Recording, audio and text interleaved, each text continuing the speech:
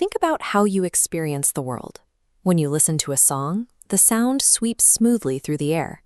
When you look at a sunset, the colors blend perfectly into one another. We live in a fluid, continuous reality. In science, this smooth, uninterrupted flow is called analog. But the devices we use every day experience the world differently. Inside a computer's processor, there are no smooth transitions.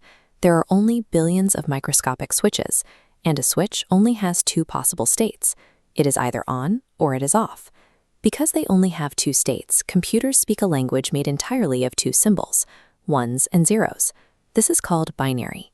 Every piece of information must be broken down from a smooth reality into a rigid grid of ones and zeros. This raises a question.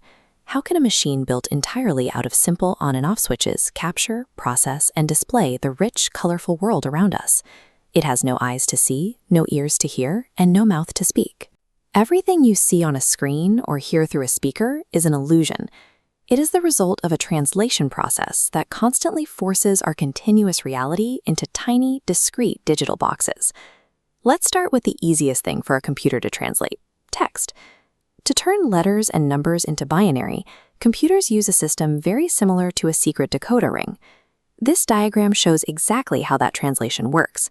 When you press keys on a keyboard, like a letter or a math equation, the input device generates a unique string of ones and zeros for every single character, sending that code directly to the computer. To ensure every computer translates codes exactly the same way, humans agreed upon a universal rulebook, the ASCII reference table. Looking closely at the lowercase t, the computer translates it directly into the binary value 1110100. Your phone or laptop matches patterns of ones and zeros against this dictionary thousands of times every second.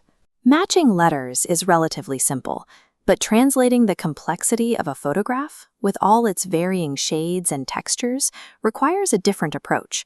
For most pictures, computers use a method called a bitmap. You can think of a bitmap as a digital mosaic. The computer chops the entire image into a massive grid of tiny squares, which we call pixels.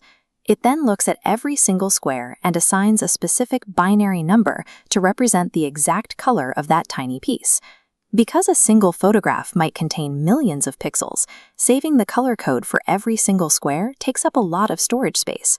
Plus, if you zoom in too far, you start to see those jagged little squares.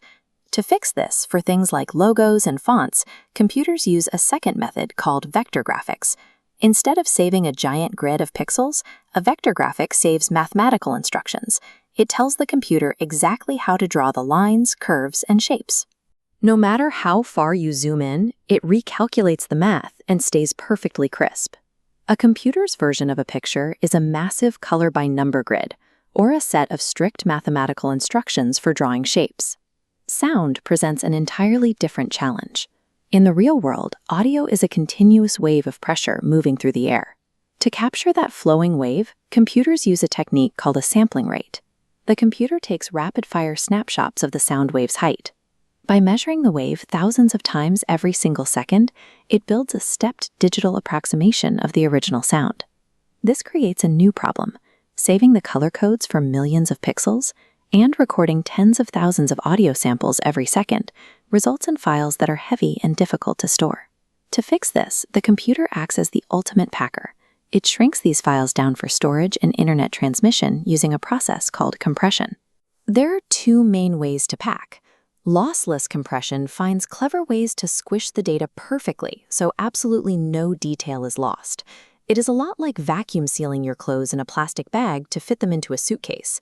When you open it back up, everything is exactly as you left it. But sometimes you need massive space savings. This diagram shows an MP3 file, which uses lossy compression. The computer chunks the audio into frames and throws away pieces of data that human ears are unlikely to notice, like frequencies too high to hear. To make the digital world fast and portable, devices are constantly calculating what sensory data is essential and what pieces they can safely throw away. We can see all of these concepts working together during a completely ordinary task: watching a streaming video on your smartphone. The moment you hit play, your phone downloads heavily compressed files from the internet and unpacks them in real time. Instantly, the processor translates millions of binary pixels to draw the image, simultaneously firing thousands of audio samples to create the sound. For the machine, this process is purely mathematical, flipping billions of microscopic switches on and off. But for us, sitting on the other side of the screen, we experience the emotion, the humor, and the tension of the scene. The computer handles the binary data, translating our analog world into the math required to create a flawless illusion for our senses. Thanks for watching.